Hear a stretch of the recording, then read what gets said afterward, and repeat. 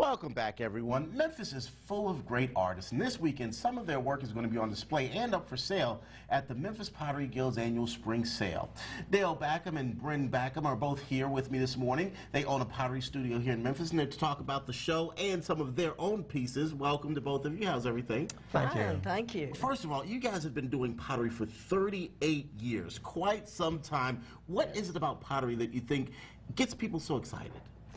Well, it's tactile and it's visual. You can touch it, you can look at it, you can enjoy it, you can use it, and as long as you're careful with it, but not too careful, it'll last much longer than you will. You were telling me earlier that potters get a bit sensitive about the word drop or break. Right. You do not say that to a potter.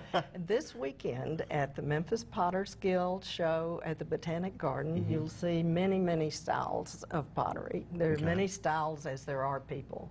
And it's a wonderful group.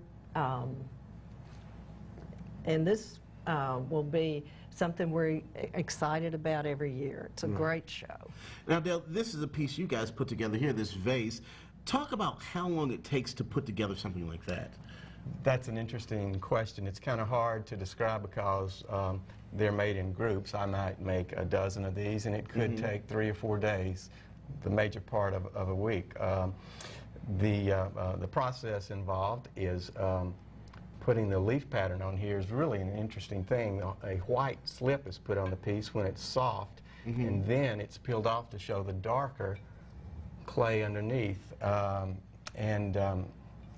you get an impression. And the interesting thing about this, last week we were in a show in Gatlinburg, and one of the people looking at the piece said, these pieces look like they're paintings and ceramics, and suddenly it occurred to me they really got it, because often it's hard to nail it right on the head. And I thought, oh, I wish I'd thought of that.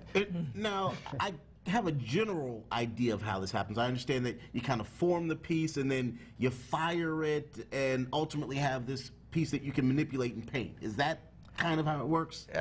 Kind of. Thank you for being honest. Golly, it's kind of an interesting thing. It's like singing a song. It's really hard to describe what goes on, but once you get in the process, you just kind of phase out, and we're in contact with nature, and we're trying to respond to the world around us, and these frozen moments come out in our clay, in our art form. You said something interesting earlier. You're saying that there are as many styles of pottery as there are potters. Yes.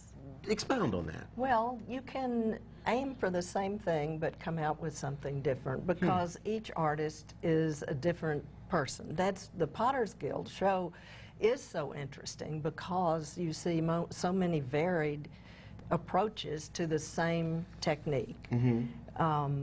And that's why it's worth coming to, because it's such an exciting... It sounds like the big challenge is taking nothing and then creating something special out of it, just taking a hunk and then creating something that's manipulatable. We're all playing in the mud, and then we come out with a piece of artwork.